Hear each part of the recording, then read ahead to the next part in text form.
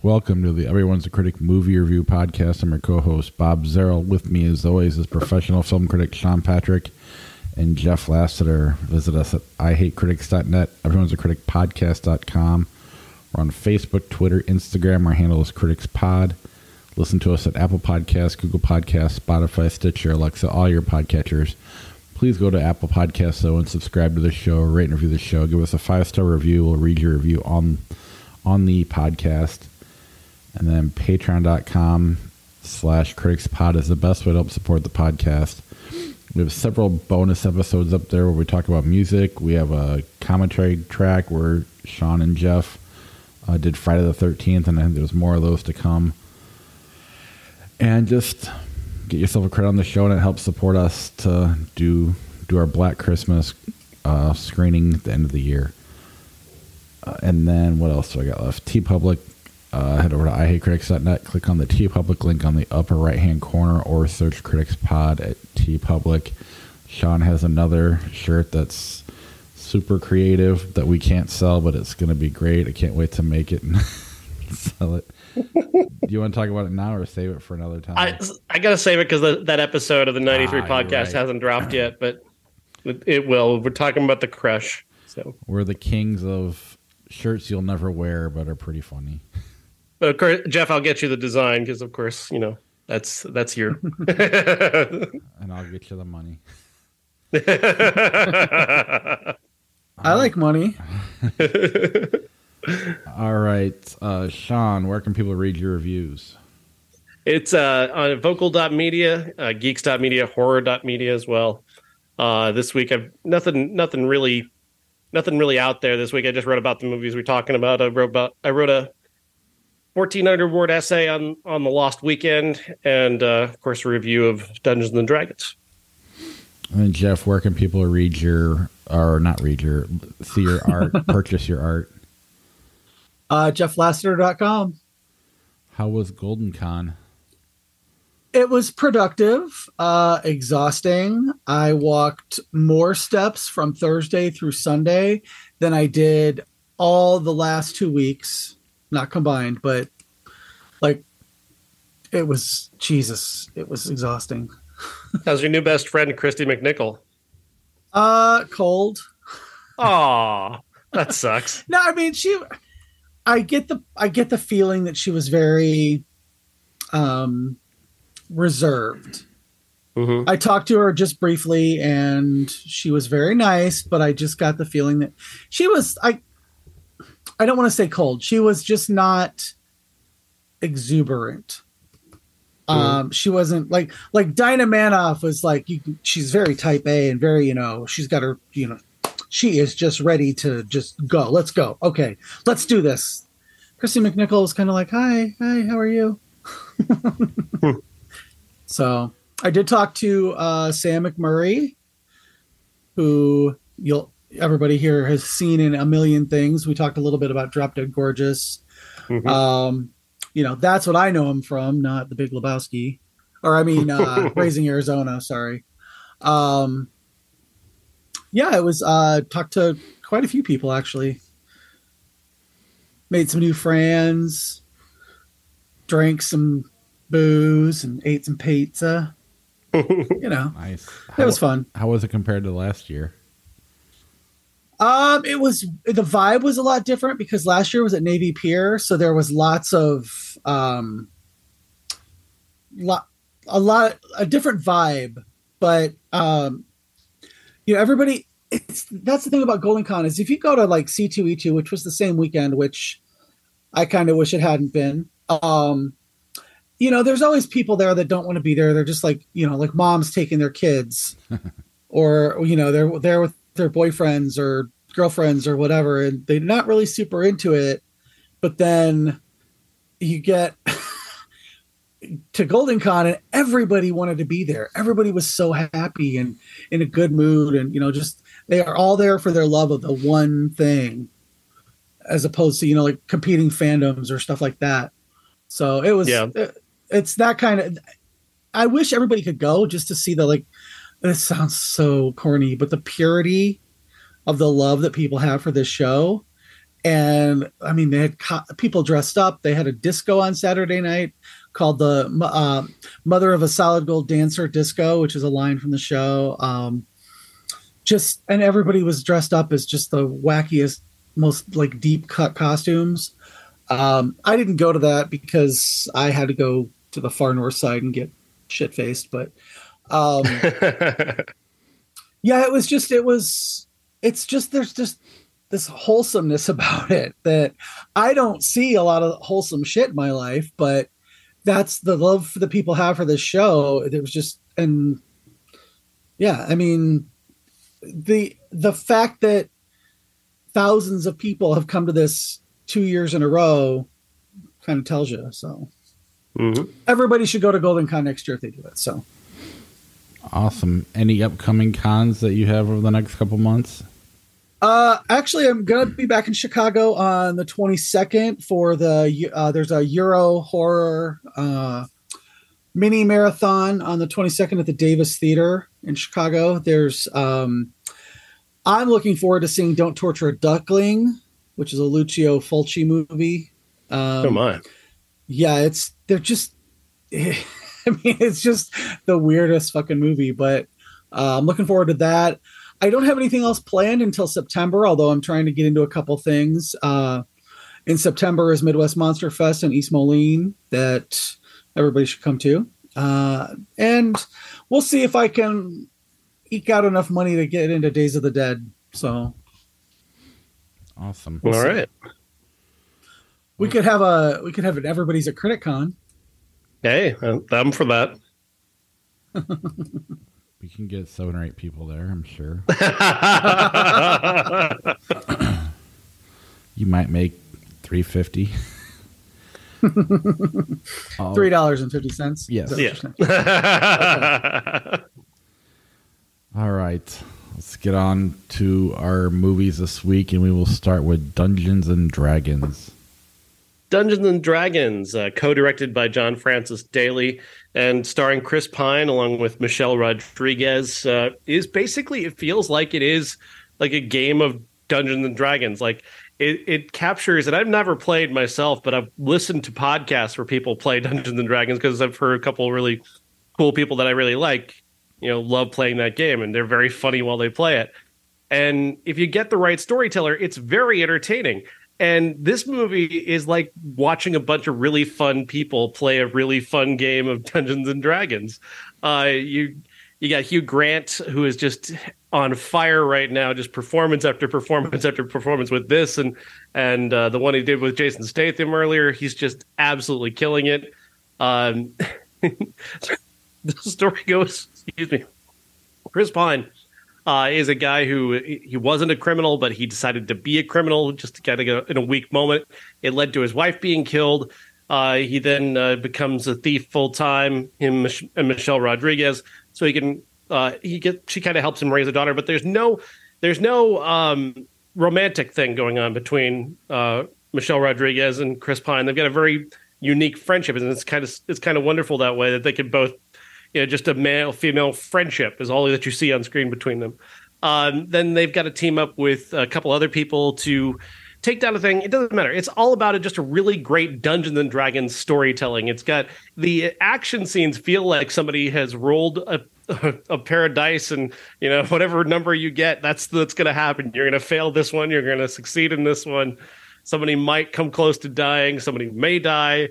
But you might be able to use magic to bring them back. It's like, again, if you love Dungeons and Dragons, this is the first time they've really captured the feel of it. And I think for me, I was just shocked because I was miserable going into this. It's an E1 movie. E1 makes some of the worst movies out there. They're a production company. They've got their name on a bunch of movies. They make terrible films for the most part. This one, and then of course, in my head, one of the first things I ever got paid to write about was the 2000 Dungeons and Dragons with Jeremy Irons.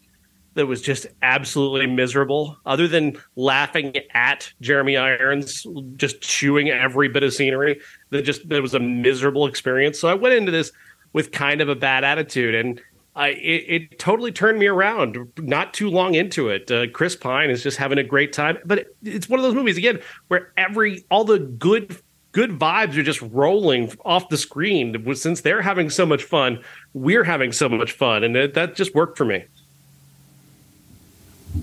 Do you think Zach or Josh are dungeon masters, and we could do a bonus episode where they? With their enthusiasm, they could totally do it. I mean, I'm half kidding.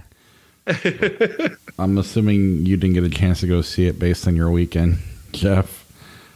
No, I actually was going to try to see something while I was there, but I was exhausted. I'm sorry. No, I don't blame you. I didn't see anything either, so we're good. Are you, either one of you, ever into Dungeons and Dragons? I know you just said you never played it, Sean, but Jeff, you ever played it? I was kind of Dungeons and Dragons adjacent. I never got to play, but I knew people who did. And it's sort of, I was told don't go near those people by the hierarchies of stupid high school. Just stay away from those people, even though they're over there having a great time. Like, why would I want to avoid having a great time? But I also felt subconscious about not being able to like wanting to. I was never into adventure movies. Like, I was never a Lord of the Rings guy, which is of course very much Dungeons and Dragons adjacent as well. I've never been that into fantasy adventure like that, so that's never really been my thing. But like I said, I have been listening to there's this brilliant YouTuber Sarah Z. She's got a podcast where she and her friends played Dungeons and Dragons, and it's incredibly entertaining. And then Brian Posehn did a podcast where he and his friends were playing Dungeons and Dragons. Again, just so funny, funny while they're doing it. So I can appreciate it. I don't have that kind of. I don't feel like I have the kind of imagination it takes to build worlds the way they do. And although there is a group on YouTube that plays a wrestling Dungeons and Dragons sort of thing, where they come up with wrestling characters, and then they use cards and dice to decide what moves work and moves don't, which I found very entertaining. And I thought maybe that's something I could do, because I could definitely come up with wrestling stuff. Yeah, I never really. I mean, I remember when it was part of the Satanic Panic or whatever, Dungeons and Dragons got lumped into that. So my parents were like, stay away from that. And then obviously the hierarchy, like you mentioned, in high school. At the same time, I'm into bands like Rush, and which is Dungeons and Dragons adjacent as well. And just never did it. I have nothing. I mean, if Josh were on the podcast and he was a big fan, I'd make fun of it, of course, but just because I wanted to make fun of Josh, not really Dungeons and Dragons, because he's so good at taking it. Yeah, I don't really have anything other than trying to make conversation about Dungeons and Dragons. Jeff, what about you? I mean, I know you said you're not interested, but did you have any interaction with it at all? There was a couple kids in high school when I was a freshman that were seniors that played it. And it was very much about their inner life to me. Now one of them is a movie producer, so I guess, hey, but it never, we had a high school teacher who drilled into some of us in this communications class that I was forced to take, that it was evil. It was the devil. She's also the one who played this movie for every communications class about backwards masking and tried to scare the stairway to heaven out of us. But I was I was just way into other shit. By the time that all my friends were playing Dungeons and Dragons, I was playing Dungeons and Drag Queens. It's a very different game. Oh, trust me. Oh. Those stories are for Patreon. No, I was into music. I was starting to get into horror movies, and that kind of took over everything. So, yeah, my third grade teacher tried to tell us about backwards masking. My dad had to go into the parent teacher conference, like, "Why are you telling my son the Stairway to Heaven satanic?"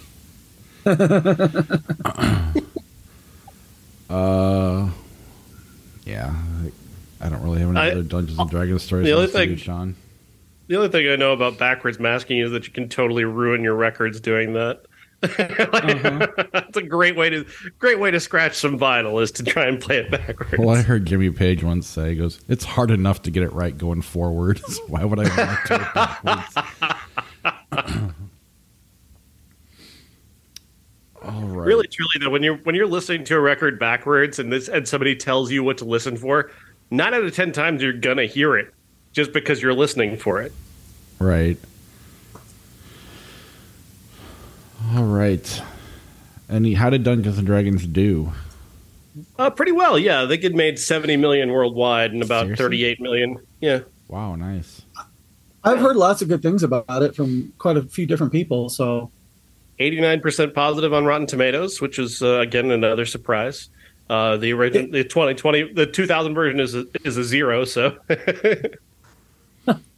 if it's not, if the movie theater is still standing tomorrow after our supposed tornadoes, I might go see it. I haven't made up my mind yet. So I highly recommend it. It was fun. Go during the tornadoes. It might be a safe place. Those walls seem indestructible when you're there. this is true. Luckily, I live in a garden apartment, so I can just go in the bathroom and nothing will hurt me. The bathroom and the kitchen have no windows, so. All right. How about 1001? 1001 is directed by A.V. Rockwell and stars Tiana Taylor in the story of a woman who she went to prison for a little while, and in that time she was separated from her child, T. And then when she gets out of jail, she encounters him just kind of on the street. She's trying to find work. She's trying to get somebody to let her be a hairdresser. So she's kind of walking around just kind of offering her services to people because no one will hire her because she just got out of jail. And she sees him across the street, and she goes up to him and introduces herself and asks if he remembers who she is. And he kind of does. He kind of doesn't. He was very young, and we don't exactly know how long she was there. But the next day, she goes looking for him again and finds out that he's in the hospital, that he'd been hurt in an accident at his foster home. And so she goes to the hospital, and she ends up just sort of leaving with him, whether she's supposed to or not, because he's just so sad. And they're going to send him to another new foster home, like the 5th one he's been to. So she's like, why doesn't he just come with me? So she just takes it. And they stay that way for a while. She introduces him to a man who'll become kind of his father figure named Lucky, played by Robert Catlett. And Lucky's a very complicated character. He wants to be with Inez, Tiana Taylor's character, but he's also kind of unwilling to be tied down. And what's amazing about Robert Catlett's performance is that you can see so much of who Lucky was as a child in the man that he is and how he became who he is, a person who wants to be, desperately wishes he could be the father that he never had, but also like is still a guy who didn't have a father growing up, and how that's affected him. And it's created this cycle of life. And that is the cycle that they're all caught up in, various different cycles, all three of these characters. T, played by Josiah Cross, is this amazingly sweet character. He's so sensitive and so smart, and you can sense that he grew up with so much like inner turmoil and so much like just complete lack of foundation, that he's going to have that foundation torn away from him again as this story goes on. And watching that happen is heartbreaking and yet kind of beautiful in a way, but with how he processes it. This movie's incredible. It definitely deserved to win at Sundance. A.V. Rockwell is a pretty amazing director, and really just a very sensitive, empathetic, smart movie. It's also about the gentrification of Harlem between the late '90s and in through Giuliani and Bloomberg over that time frame. And the ways in which, the insidious ways in which the outside world sort of snuck into Harlem and began stealing it for developers and whatnot. It's not necessarily about that, but you can see that it's definitely like part of the landscape of the film, and they've really weaved that in there rather brilliantly. It's sort of as a sort of a reminder of how this movie is about people who don't have a strong foundation beneath them and how that foundation keeps getting undermined. That sounds fascinating. I don't really know what questions to ask. So one Sundance, you said? Yeah. Best dramatic feature at Sundance, the top prize. And now it's much deserved. Innocent theaters now. Yeah, that's awesome. Yeah, it's a first time director and writer, and just delivers this incredibly sensitive, smart. It's kind of like, it reminded me a little bit of Moonlight, like that level of quality. But it also kind of reminded me of the Florida Project too, in a way, which is like another movie about latchkey kids, just kind of running around without a particular foundation, getting into trouble, and just looking forward to a very uncertain future.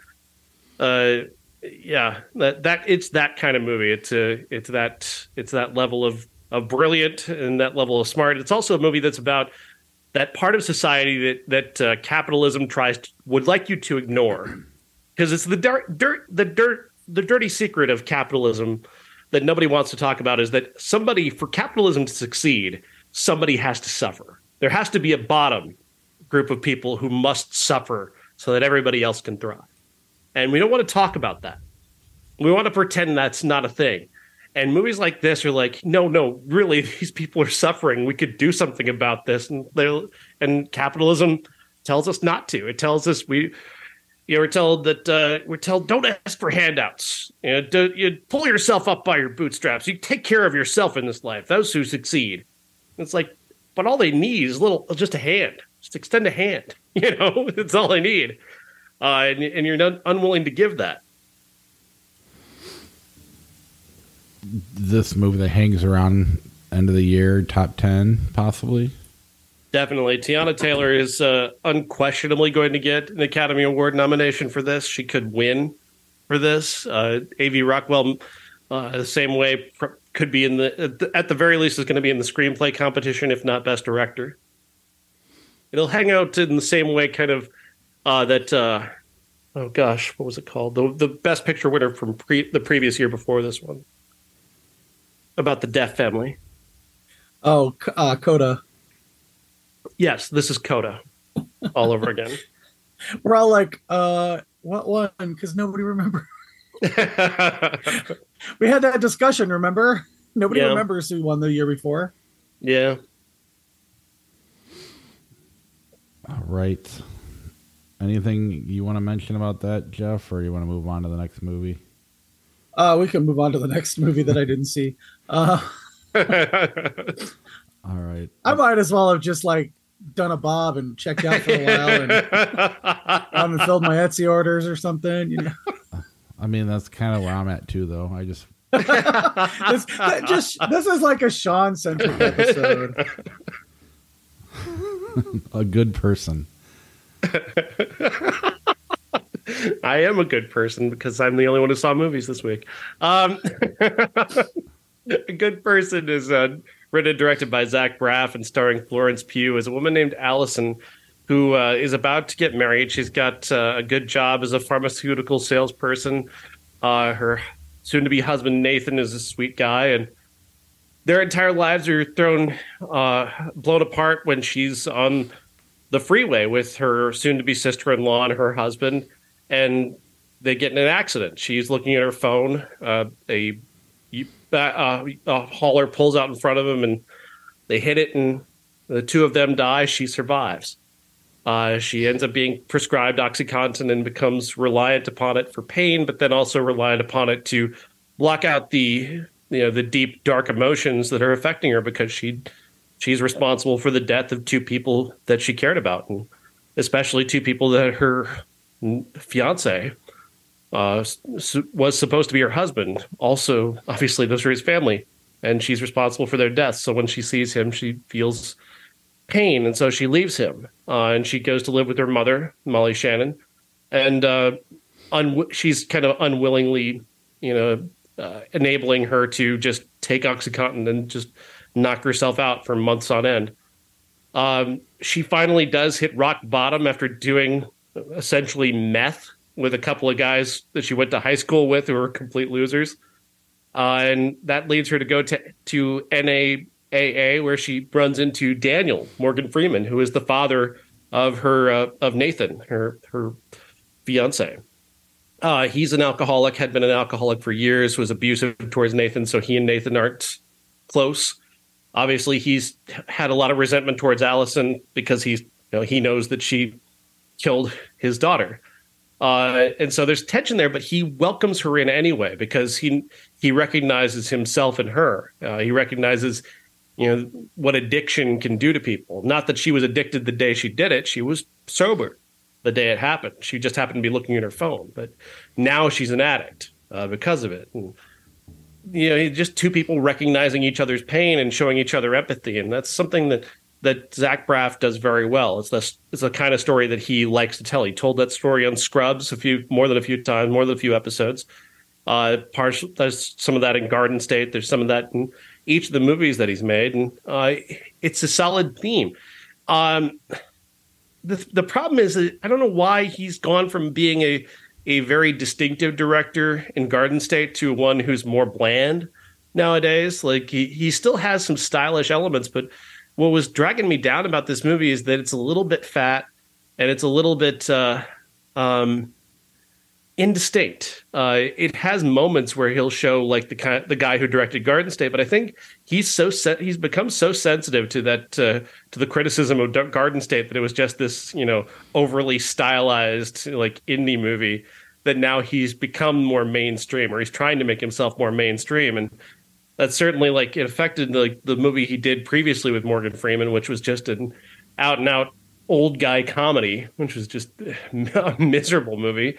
And now this movie kind of suffers from that sort of conventionalism as well. Unfortunately, it's still very good, and Florence Pugh is incredible in it. She really gets to the heart of this character, and her pain is so visceral and so surface level. You sense her, why she is who she is and how she's ended up where she's ended up. And I've been trying to get at the heart of what this movie is trying to say about addiction. It's complicated, I guess. We're going to talk about a movie that's a little less complicated, but just probably more interesting in a moment. But overall, I think this is a good movie. It comes up short of great because of the conventional elements and because it could have used just a couple of cuts here and there. Are you a Zach Braff fan, Jeff? I don't. I mean, I'm not a fan, but I'm not like, oh my god, I gotta go see it because he directed it. I'm like, oh my god, I gotta go see it because Florence Pugh's in it. Right.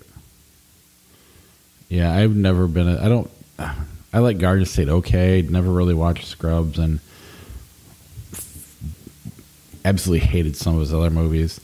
But I think Florence Pugh can't do bad. Like, she's good even when the movie's bad, it seems like. She's good on Hot Ones, so. She was on Hot Ones? Yeah. I'll have to watch that one. I think she's one of the best there is. She's one of the best there is working today in terms of working actresses. There are a few that can match what she's doing right now. She's on a different level. But like I said about Zach Braff, Josh is a huge fan of a couple of his movies, Garden State, and I believe the other one is Wish You Were Here or something like that. Wish I Was Here. Yeah, something dumb like that. Yeah. Which I also hated that movie. I liked it. I know. I liked it. That film was far more distinctive and interesting, and if it's gonna be bad, at least it's bad in an interesting way. Unlike right. I can't even remember that movie you made with Morgan Freeman before this one. It was so bad, but this movie isn't bad. This is, again, it's a very thoughtful, and it's got a lot of complications that I don't want to get into. I don't want to mess anything up for anybody. I want you to experience this movie in the way I did, in a way. There are a few things that you're going to learn as you watch this movie that will catch you off guard. And I don't, when I, like, it's not like I'm on Twitter bashing Zach Braff and I'm one of the ones that are tricking him into making a more mainstream movie. I'm not happy that he's, I'm just not a fan of his style as much. Like, I like Garden State okay, but people love that movie. And, yeah, but... It seemed a little Zooey Deschanel to me, so I didn't see it. I hate Zooey Deschanel. I hate John Cusack, and it reminded me of some of his movies. Don't you feel like if they did a movie together, time and space would just fold in upon itself? I would be very... It would... I don't know. It's like... Yeah, I like think you're the right. sign of the nuclear annihilation is those two doing a movie together, directed by Zach Braff. That would be rough. I definitely would not go see it. I would. And I might skip that week on the podcast. Sean would still be stuck to the seat. All right. Our undisputed classic is The Lost Weekend. 1945, directed by Billy Wilder and starring Ray Milland as an alcoholic. We meet this character as he is packing for a weekend away with his brother at a farm that's supposed to give him time to dry out and stop drinking. But all he can think about is the bottle, which he's got one kind of hidden, hanging out of a window. And that's the first thing we see is this rope and a bottle tied to it, hanging out the window, and him trying to come up with some way to get his brother to leave the room so he can get that bottle and hide it somewhere so he can make sure he takes it with him on this weekend. His girlfriend shows up and he convinces the brother and the girlfriend to go out together. So again, he can take advantage of that bottle and take advantage of trying to get more alcohol and more alcohol and more alcohol. His entire life is made possible by his brother, who has paid for him to, be in New York City and live there and try and live his dream of becoming a writer. But he's failed every time. He thinks alcohol helps him write, but it hasn't helped him write the great American novel that he thinks he's going to write. And he's basically just a drunk. And much of the film is focused on him, the depths that he falls to in order to achieve his next drink, whether it's begging, whether it's, trying to steal from somebody in a restaurant, just lying in the street near death or suicidal, or hawking his typewriter or his girlfriend's coat so he can get another drink. It's very sad, but it's also like it's a movie that is not intended to be the overall statement of what alcoholism or addiction is. It's very specific to this character, but it's specific in a way that is very universal. There's a very negative reading you could have of this movie, like, why are people working so hard to save such a mediocre white guy? Like, this guy's not particularly special. Why are we wasting our time on him? And I think we're wasting our time on him. I don't think we are wasting our time on him. I think it's just Billy Wilder telling a story about being empathetic to somebody who needs empathy. He's somebody who's a failure, whose failure has created a shame spiral for him that he's lived in for the past however many years, and he's used alcohol to try and dull the pain of, and that's very sad, but it's also wildly relatable. Like, a lot of addiction can be traced back to very serious traumas, either in childhood or as an adult, that leads somebody to, like Allison in A Good Person. She suffered a pretty significant trauma. She turned to a drug to try and, take that negative, painful emotion away. For him, his trauma is not necessarily trauma as you think about trauma. It's not physical pain. It's not something that he did. It's failure. He's dealing with being a genuine failure. And the shame that comes with having to live off the providence of his brother, the shame of Helen looking at him and trying to make him be a person that he's not, because he doesn't see himself as a good person. And oftentimes, if you don't like yourself, you look around and you see people who like you, you're like, what is wrong with you? Why would you like me? I suck. That is deeply relatable. And Ray Milland, when he looks at Jane Wyman in this movie, it's like, why do you possibly even care about me? And that's wildly relatable. But the idea that this is just about failure and shame for him, that is very universal.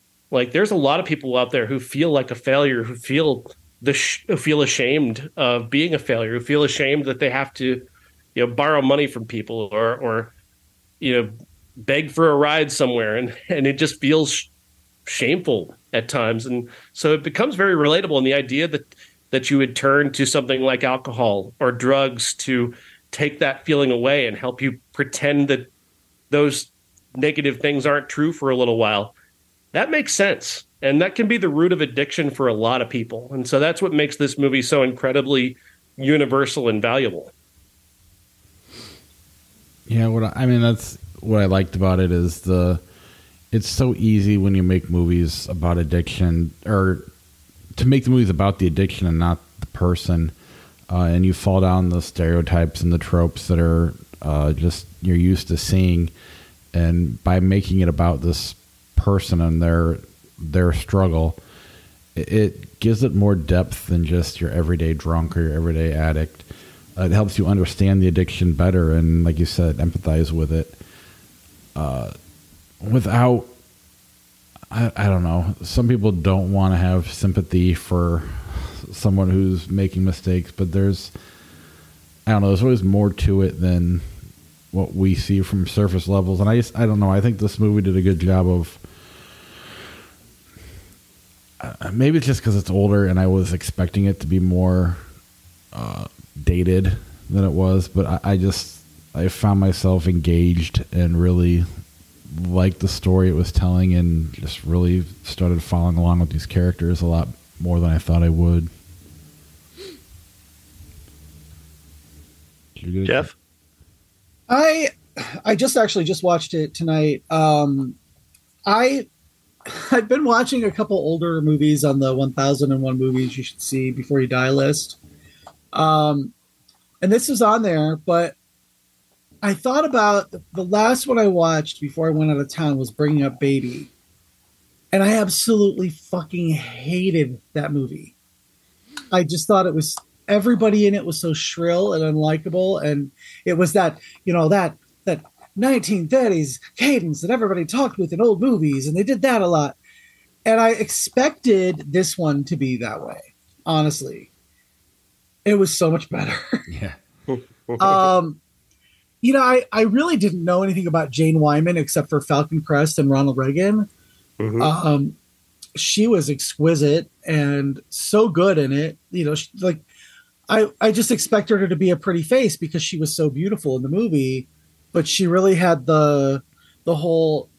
she was the most sympathetic character to me. Her empathy towards him when he has the gun and everything, she's willing to just let him get drunk rather than see him die. And she was who I really, I was really excited to see what she was going to do in the movie and how she was going to play into it. I like the flashbacks where if you didn't have the flashbacks, it would have been like, oh, he's suddenly a drunk.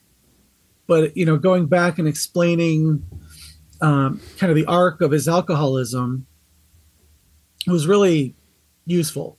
I don't know what I expected exactly. I was thinking more like Leaving Las Vegas. You know what I mean? Mm-hmm.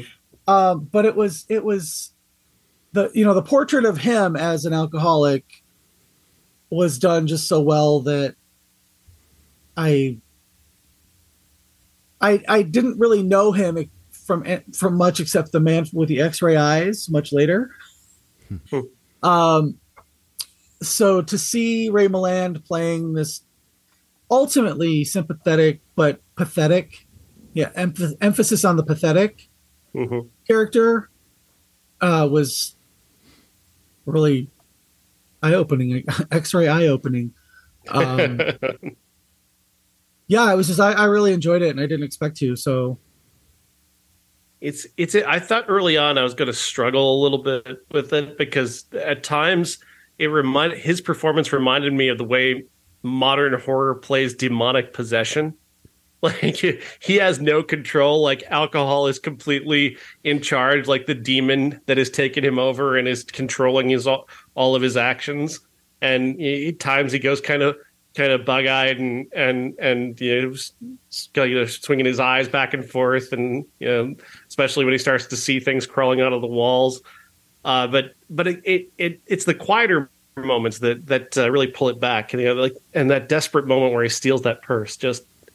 It was heartbreaking to watch. It was heartbreaking to watch that, and when they all sing the song, it's like, oh, yeah, that was rough. That was rough. Yeah. I mean, I'll be honest. Every time we go into these older movies, part of me dreads it as homework, or just especially this, thinking it was going to be more cheesy and like they wouldn't be able to pull off the addiction, like Leaving Las Vegas, something like that.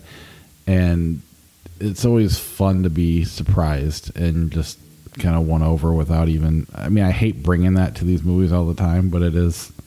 Sometimes it can seem like homework, and on occasion it is. But time and time again, it's shocking how good these movies are and how well they hold up. And I don't know.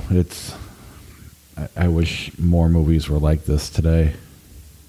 Do you know that the book that this was based on, the reason for his alcoholism was because he was a closet case? No, I was not aware of that. They couldn't put that in the movie. If you watch, I would love to do an episode about the celluloid closet. I don't know if you guys have ever seen that movie. I've seen some of it. Yeah, there's a book, and then they made it into a movie after Vito Russo died. It's narrated by Lily Tomlin, and they do talk about this in the book and the movie, that it was originally his character was a repressed homosexual, and that's where the source of his drinking came, which is problematic in itself, but can't do that with a code. Mm-hmm. So there again, one of the root things that we don't talk about when we talk about addiction is shame. That after a while you're ashamed of being addicted, but it's also the shame that leads you there, like the thing that you're ashamed of, whatever that is, that society tells you you should feel bad about. You turn to a drug or you turn to alcohol to deal with that, or I'm addicted to food. I got a food addiction. It's a very serious thing. I could eat entire pizzas every day, and same. It's a struggle to not do that. Whenever I have an emotional issue, I turn to food. I find a food that I want, and I consume it in large quantities, and it's bad. It's a bad thing. Thankfully, I've kind of got it under control at the moment, but it could go out of control at any moment. Absolutely. I definitely struggle with that as well. Anything else on the Lost Weekend before we move on to 1993? There's a thing where you could, like I said, there's an uncharitable reading of this where and it gets into it delves into a lot of people's pain where you feel like, well, what does this guy have to feel bad about? I mean, he's got a loving girlfriend. He's got a brother who is willingly taking care of him all this time. He's got nothing but opportunities as a straight white guy in New York City in the 40s. Like, what has he got to feel bad about? And I went in with that kind of attitude a little bit. I kind of started taking on that tact early on. And the way that Billy Wilder talks you around that and carries you around that idea to bring you around to his idea of being empathetic towards this character is really, it's an incredible piece of direction. And he doesn't get enough credit for how Billy Wilder doesn't get enough credit for how smart he is and how he puts this stuff together.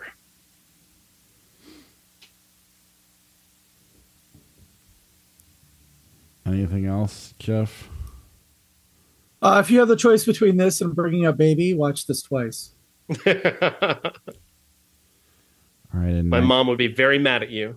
You know what? I would tell her to suck an egg because I hated that movie. And then she'd just laugh at me and go, "Oh, Jeff." 1993, we had The Adventures of Huck Finn, Cop and a Half, Jack the Bear, and Crush. Cop and a Half is just a miserable movie. It's so bad. But the kid who's the star of that, though, his last name is Golden, I believe. He's just on Twitter. If you've ever seen him, he's the sweetest guy. I've interacted with him a couple of times on Twitter, and he's just the nicest guy. And he tells stories about being in this movie and how, meant a lot to him and meant a lot to his career. And Burt Reynolds was wonderful to him and that kind of stuff. And he's just so wholesome that it makes me not hate this movie, even as I think it's not a great movie at all. It's really hard to watch at times, but he's such a wonderful guy. And I'm 30 years of that movie. Good for him. I'm really happy for him as a person because he's come out so well as an adult. How did you end up interacting with this guy? I shared something from a YouTuber who did a review of Cop and a Half that was a comedy review, and he was like, "Isn't it great?" And I'm like, "Yeah, you like this?" I'm like, "Yeah, I loved it. It was great. It's very funny." And just that he had such a great sense of humor about it, and took it so well, and he interacted with the creator as well, and it was wonderful. Interesting. The 93 podcast this week is all about The Crush, starring Alicia Silverstone and Cary Elwes. Cary Elwes, the director of this movie, based this claims to have based this on a true story in which he was accused a 16-year-old of being obsessed with him, and it's weird. Because he's in the movie, he's framing Alicia Silverstone so lovingly, and she's a child in the movie, and it's like, how are you making the case that the girl was obsessed with you? When you're spending your time so obsessed with Alicia Silverstone. But the weird story about this movie is that the director, who comes off as a pretty big creep in the way he directs Alicia Silverstone, had to be the guy who was the hero when the studio executive says, "Well, why can't we see her tits?" Well, he had to tell the studio executive, "Well, she's a child, so yeah, we can't show that."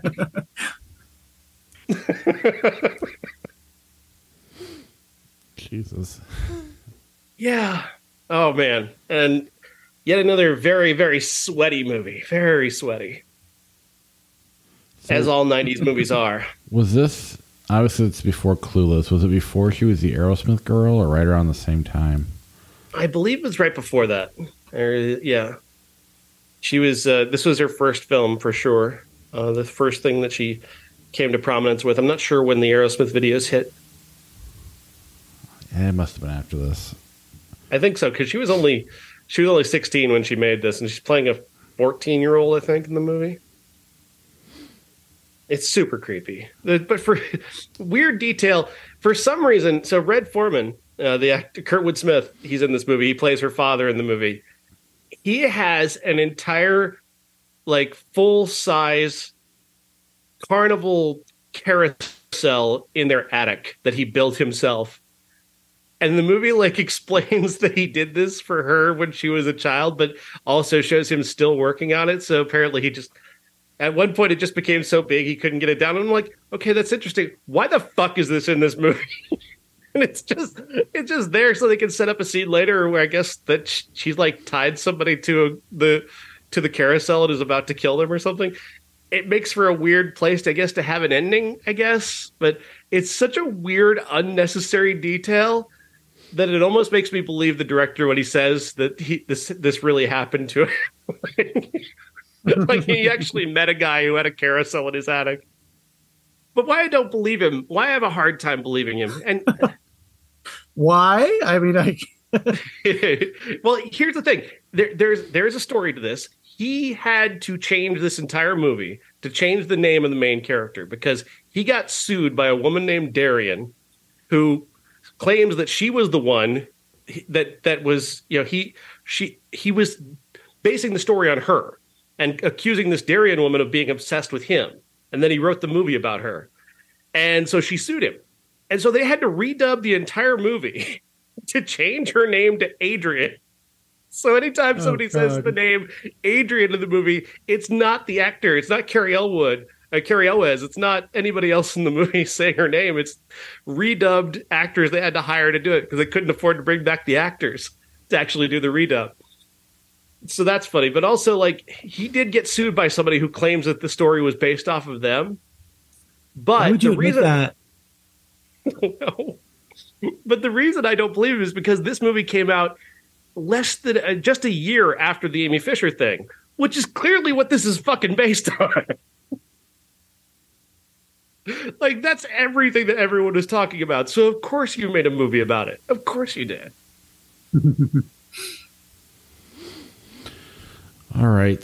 What is Jack the Bear about? Name sounds familiar, but I can't remember. It's Danny DeVito is a kind of a weird father. Who's about gay bears. I don't quite remember. I just have a vague memory of like him being a dad who is very adventurous, and the kids loved him, but he was also like, I don't know, troubled, and the kids were going to get taken away or something. It's weird. All right. Next week we got Air, Mario Brothers, Paint, and Easter. Our classic is, how do you pronounce that? Basquiat. Basquiat. Yeah. 1990. Oh, but I'm going to have stories for you about the actual Jean-Michel Basquiat next week. So good. That's why I picked it. 93, we have Indecent Proposal, The Sandlot, Bodies Rest in Motion, and Sidekicks. What are you guys watching for the 93 pod? I mean, it's Indecent Proposal, of course. We put MJ through so much on this show. We couldn't resist putting them through this as well. Indecent Proposal, for those who don't remember, is a movie about a couple who goes to Las Vegas, played by Woody Harrelson and Demi Moore, who they meet a rich guy played by Robert Redford, who offers them $1 million if they'll let Demi Moore sleep with him one night. And it's set in Las Vegas, so you know it's going to be super sweaty, which is just the 90s trope, is sweat. And I can't wait to see just how weird this movie is 30 years later. I don't know. I got a weird feeling about this one, but I get a weird feeling about all the 93 movies now. They're all so very, very strange. I didn't remember. Like, I feel like I've repressed all of 1993 somehow.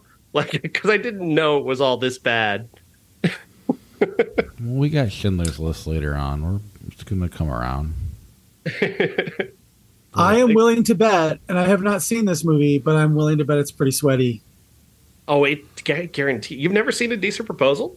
I never have. I did not like Woody Harrelson or Demi Moore or Robert Redford then, so it's a hole for me. But were you were you following the whole zeitgeist around it, because it was like the biggest thing at the moment?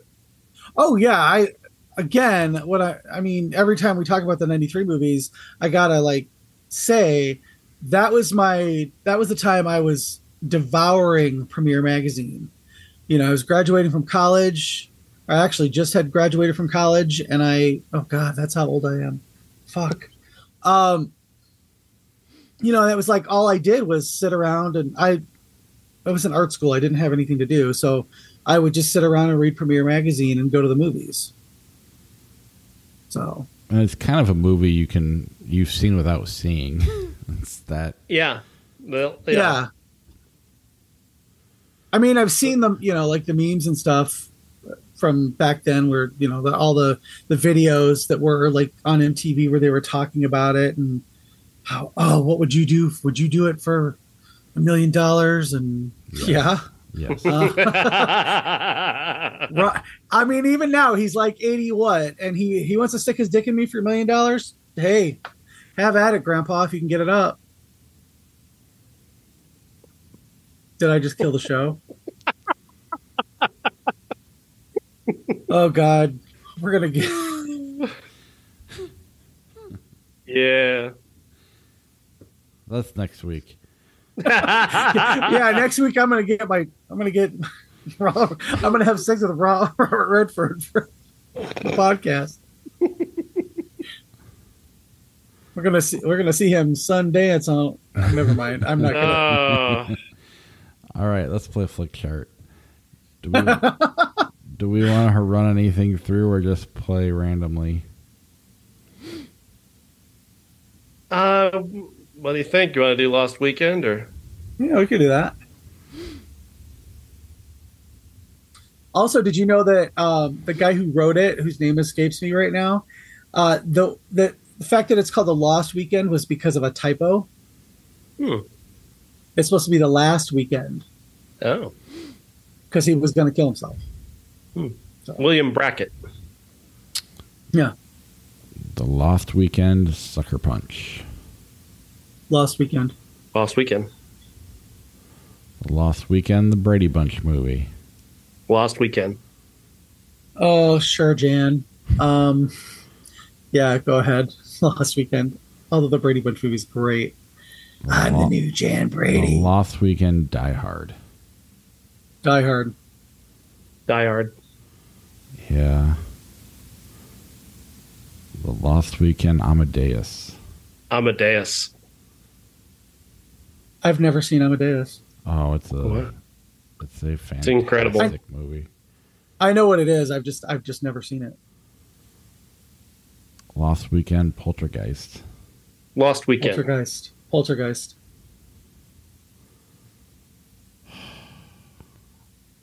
And I said, here's I'm going to explain myself while you're thinking about it because okay. You can go explain yourself. I will probably not watch The Lost Weekend again for several years. I can watch Poltergeist once a year at least. It's a comfort movie for me, so that's why I picked it. The Lost Weekend, Beetlejuice. Lost Weekend. I don't like Beetlejuice all that much. I did until we watched it again for the podcast.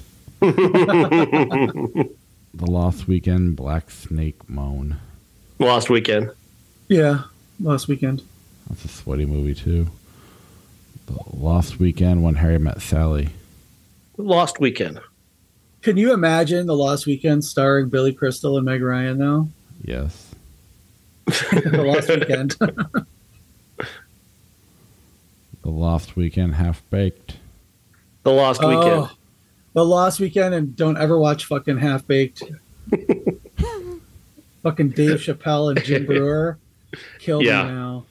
Awful, but I do. It is still one of my favorite scenes, though, when there's a guy who's working at a fast food place, and he's quitting his job. He's just like, fuck you, you're cool, fuck you.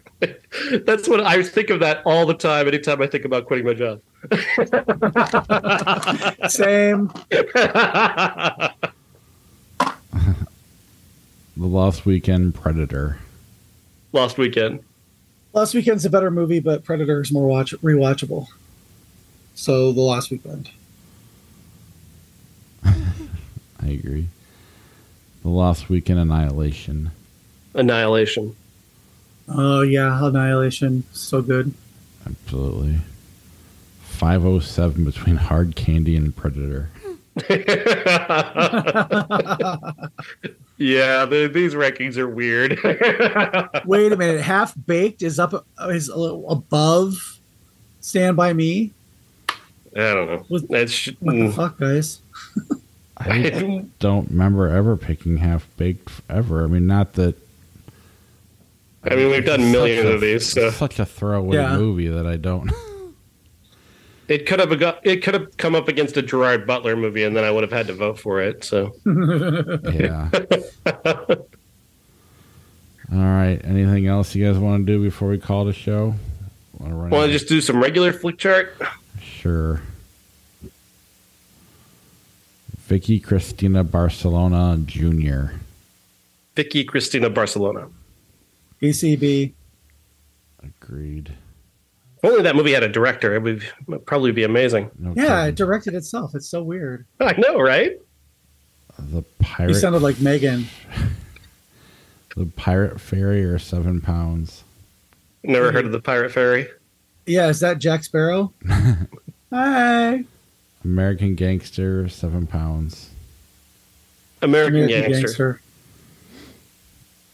The English Patient, Sky High. Sky High.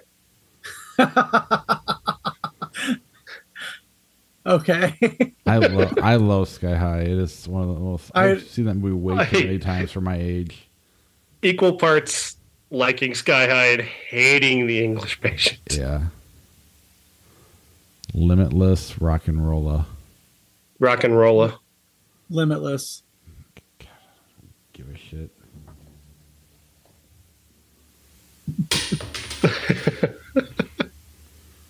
Rock and rolla. You've never seen either of those movies? Either that or I don't remember either of those movies. One or the other. Hey, it's Cop and a Half. Cop and a Half or the Friday the 13th remake. Cop and a Half.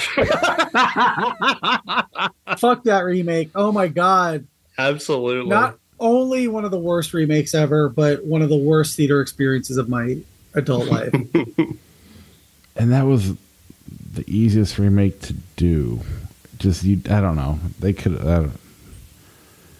They tried to cram the first 4 movies into one movie, and it did not work. The cast was all models who were pretty terrible and obnoxious. Totally obnoxious. And these 2 women brought their toddlers to the movie who walked around, and it was a midnight premiere, downtown Chicago, and these bitches brought like 3 3-year-olds. God, I feel bad bringing my 11-year-old when he cries the whole time. Horrible Bosses, Star Trek Generations. Horrible Bosses. Yeah, I've never seen Generations. I'm not a Star Trek person, but I did like Horrible Bosses. So. Yeah. Kung Pao, Enter the Fist, Dead Alive. Dead Alive. Agreed. Crocodile Dundee, The Fugitive. The Fugitive. Notorious, Hudson Hawk.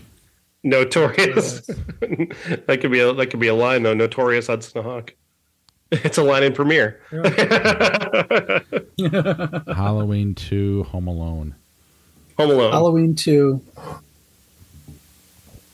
Yeah, I'll go Halloween 2. Yes. Wow. Thanks, Bob. I like the Halloweens a little bit. D2, The Mighty Ducks, Bridget Jones' Diary. Yeah. Quantum of Solace, The Man. Oh, Quantum of Solace. Oh, God. No, neither. Neither movie. They suck. Burn them both. You said Quantum of Solace. I did not. I said neither. I don't like James Bond, so I haven't seen any of them. So you pick up. Oh, you pussed out. I haven't seen either one of them. Okay. Fair enough. Doodlebug, Annie. Never heard of Doodlebug. I've never heard of it. Star Wars Episode 2, Attack of the Clones, Annie. Attack of the Clones. Yeah, the worst Star Wars movie is better than Annie. Sorry, Carol Burnett. I'll go with Annie.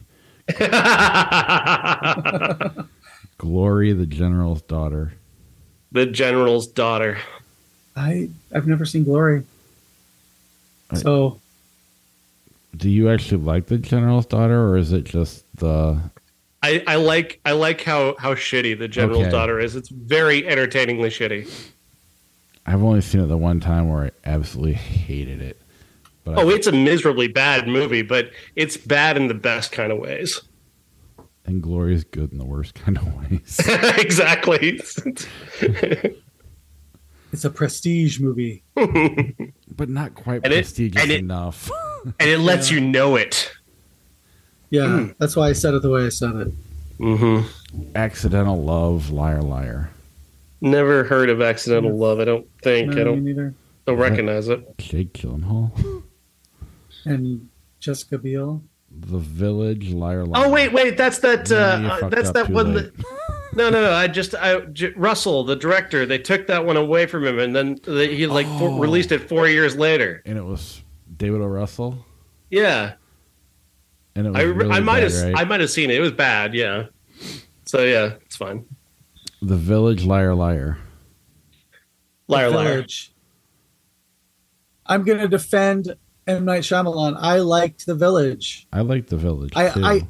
I got what it was. I'm not a big Jim Carrey fan, so I guessed what happened in The Village so early on that I stopped caring. I did too, but I liked everybody in it. So fuck you, Sean. I like both of them, though. That's the problem. I'll just go The Village because it never wins. And now I got an ally that actually likes that. Life of Pi, Mary Shelley's Frankenstein, 1994. Life of Pi. Life of Pi. Escape from L.A., The Kingdom. The Kingdom. Escape from L.A. I hated Escape from L.A., but my brother tells me I need to go back and watch it because it's actually very good. I don't believe that could possibly be true, but I know I saw The Kingdom. I don't remember anything about it though. It's not great, but it's like serviceable action. Whereas I think Escape from LA is kind of cringy, like the basketball scene and the surfing stuff. Yeah, I'll go for the cringiness. I'll go Escape from LA. Speaking of Kurt Russell, Overboard or Hoosiers? God, I mean, okay. Oh, I'm going to say Overboard because I saw it a couple times in the theater when I was a kid because my uncle just decided he didn't know what to do with us when my aunt was gone. So he just took us to the movies and sat us in the theater and left. So I saw that movie 2 weekends in a row. However, I understand now how it's pretty rapey and problematic, but I still like it. And I don't care about basketball movies, so fuck you, Gene Hackman. Suck my dick. Sorry, was that harsh? I don't know. A little bit. For a movie you've never seen, yeah. That's a little weird. I didn't say I hadn't seen it. I just said I said I didn't like basketball movies. So I only like... So yeah, fuck you, Gene Hackman. What are you taking, Sean? What do you think, Bob? What do you choose? I'm choosing Overboard.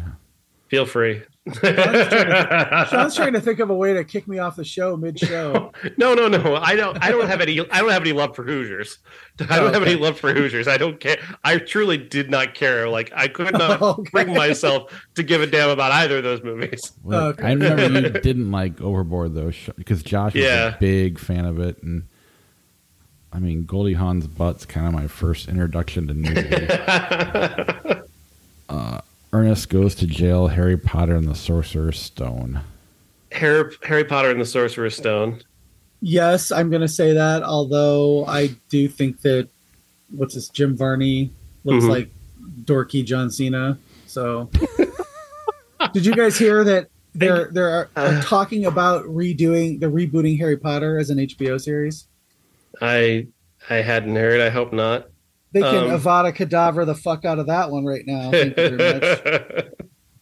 I just want to throw a shout out to Nathan Rabin, the brilliant critic on his website and his Substack. He did a deep dive on all of the Ernest movies. That is actually really interesting, like 14,000 words on all of the Ernest movies, and it's really, really good. So if you love reading about movies, check that out.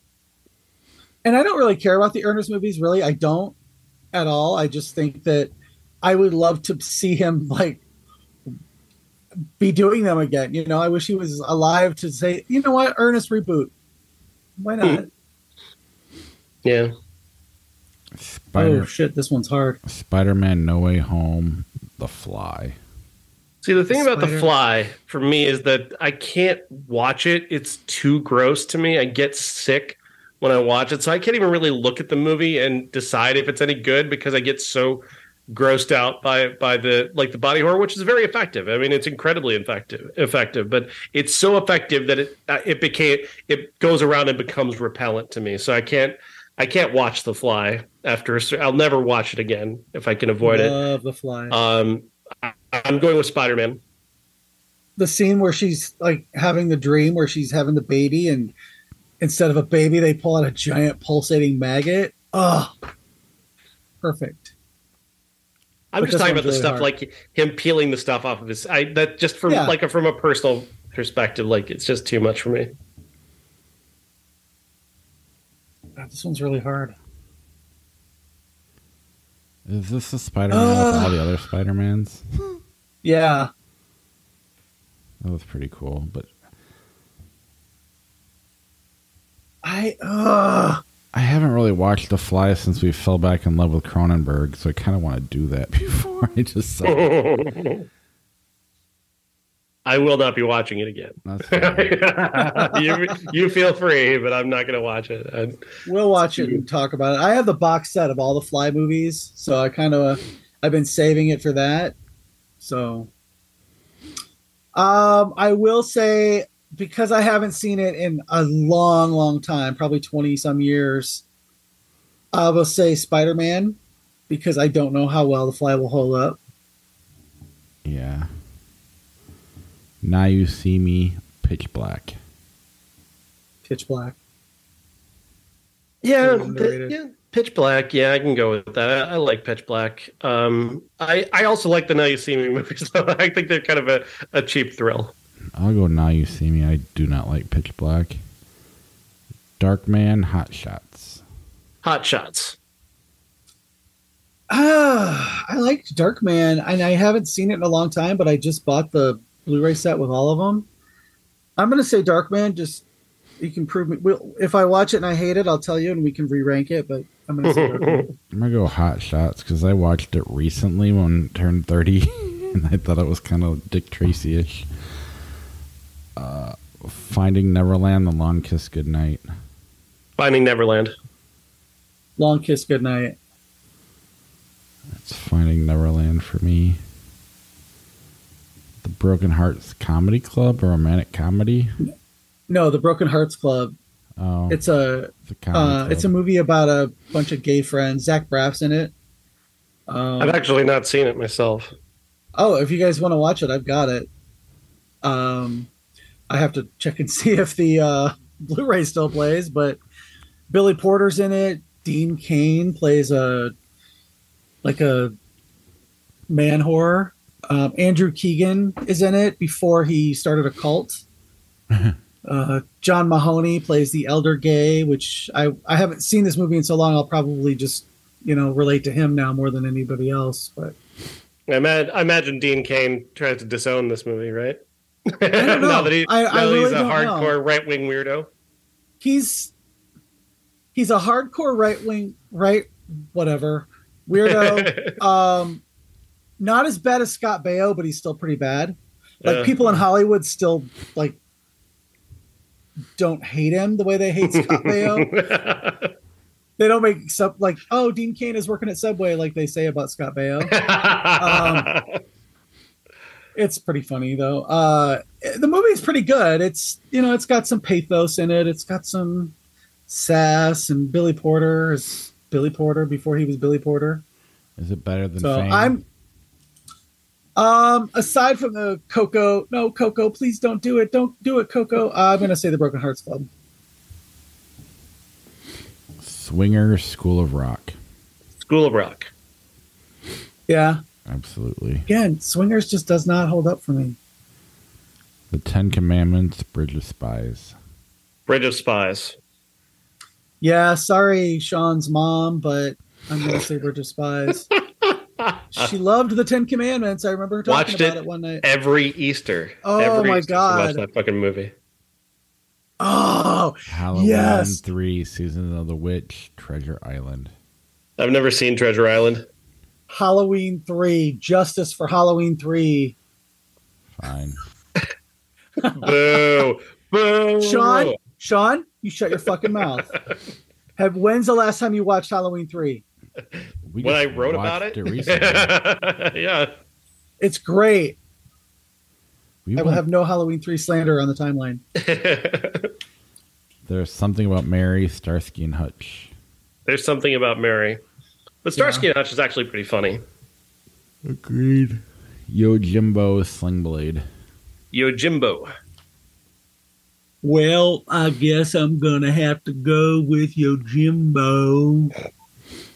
I've never seen Sling Blade, but Yojimbo's really good.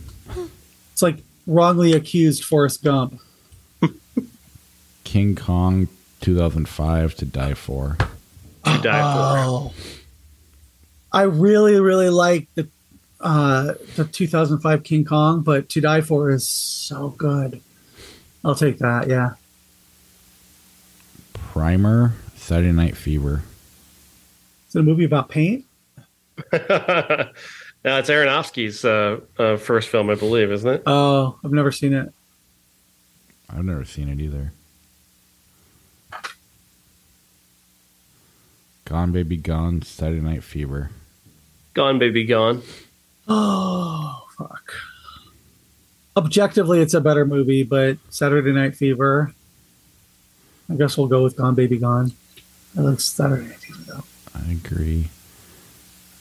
A Night in the Show. I've not seen that one. Never seen it. The Wolverine or Pretty Woman. I